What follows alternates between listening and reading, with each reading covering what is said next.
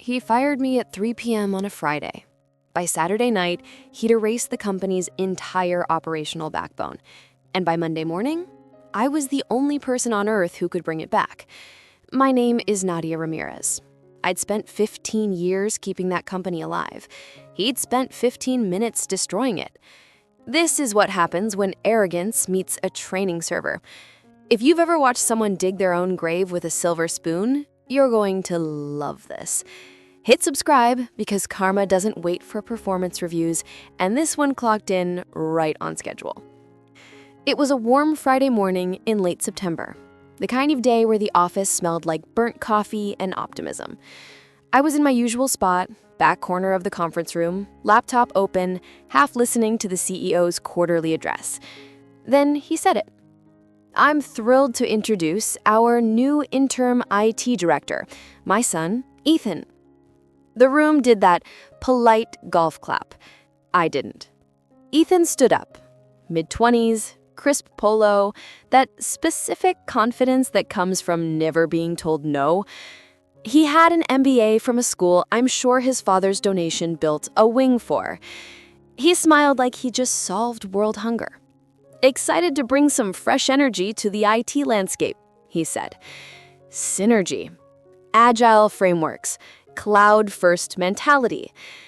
I sipped my coffee. He hadn't yet figured out how to find the command line on his own laptop.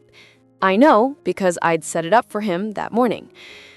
By 3 p.m., he was in my office. No knock, just the door swinging open and Ethan standing there with a clipboard he clearly didn't know how to use. So, Nadia, he said, glancing at a printout, we're restructuring, going cloud first. That means we need agile minds on the team. I looked up slowly.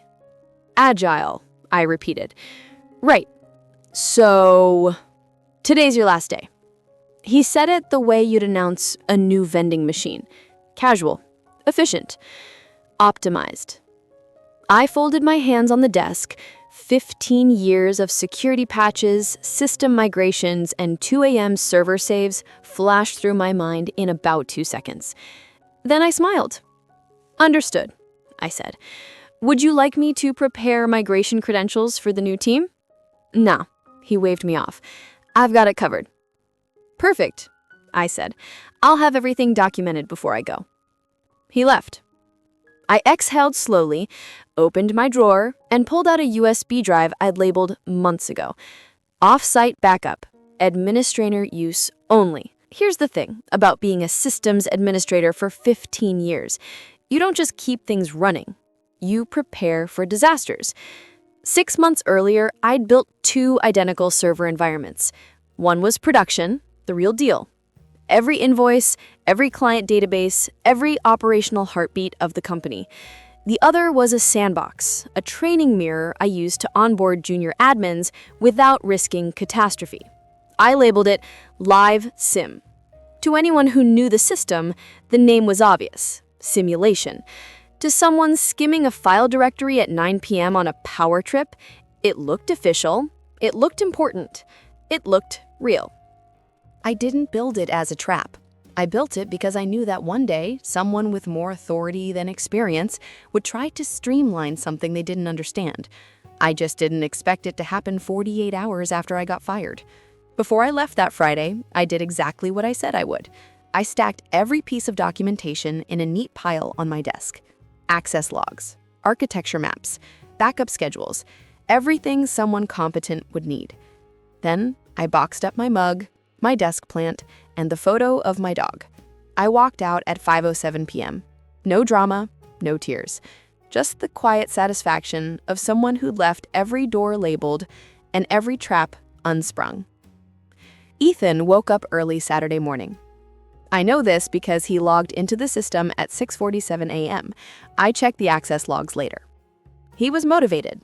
Probably couldn't sleep. Probably imagining his father's approval. Probably Googling how to be a CTO between energy drinks. He decided it was time to make his mark. Step 1, declutter the system. Step 2, show Dad he didn't need some legacy admin slowing him down. He opened the directory, saw a folder labeled Live SIM, thought, This must be the live simulation environment, probably old test data. And he purged it. Now, here's what actually happened. The live SIM folder wasn't the simulation. It was linked to the simulation, but the deletion script he ran, that rerouted because he didn't read the documentation. He didn't check the dependencies. He didn't ask anyone. He just clicked delete all, confirm twice, and watched the progress bar fill like he'd just conquered Everest. By Saturday evening, every transactional database in the production environment had been overwritten with zeros. He didn't notice. Not Saturday night, not Sunday morning, not until Sunday afternoon when the CEO, his father, called him in a panic. Why can't anyone access the client portal? By Sunday at 2 p.m., the executive team was in full meltdown mode. Invoices, gone. Client records, gone.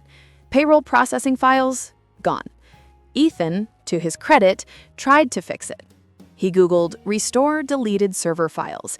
He reopened the same directory 17 times like it might magically reappear. He told his father twice that it was probably just a caching issue. By 4 p.m., they called an external IT recovery firm. The consultant took one look at the logs and whistled.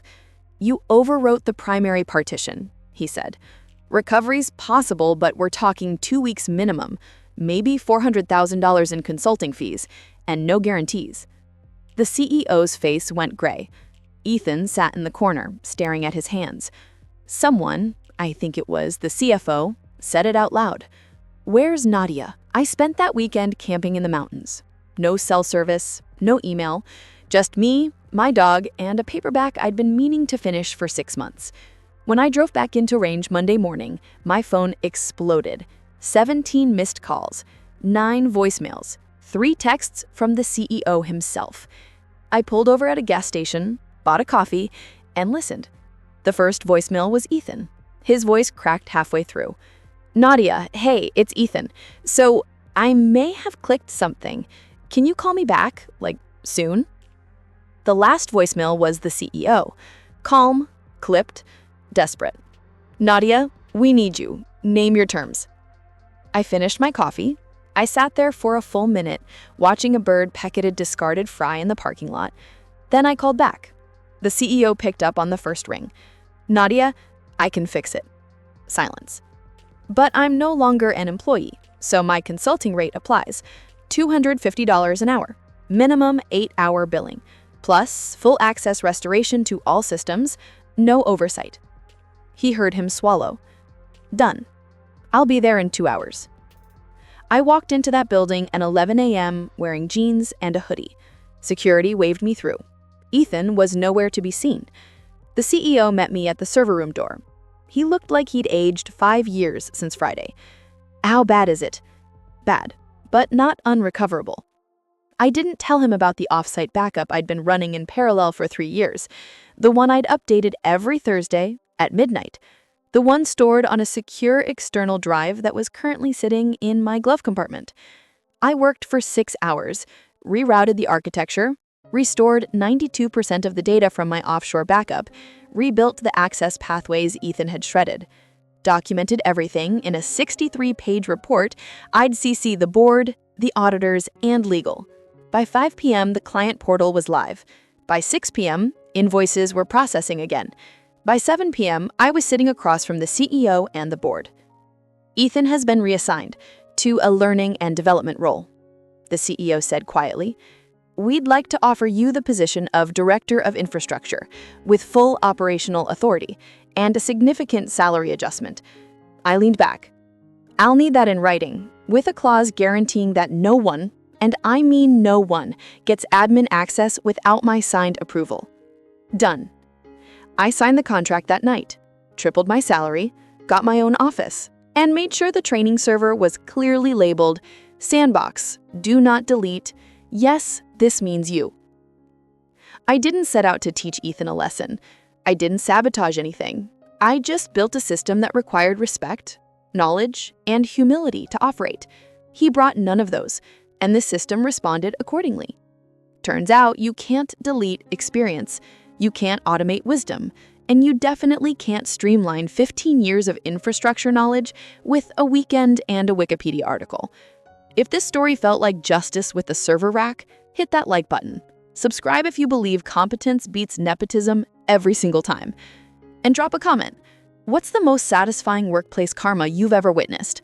I'll be here backing up the good ones. See you in the next story.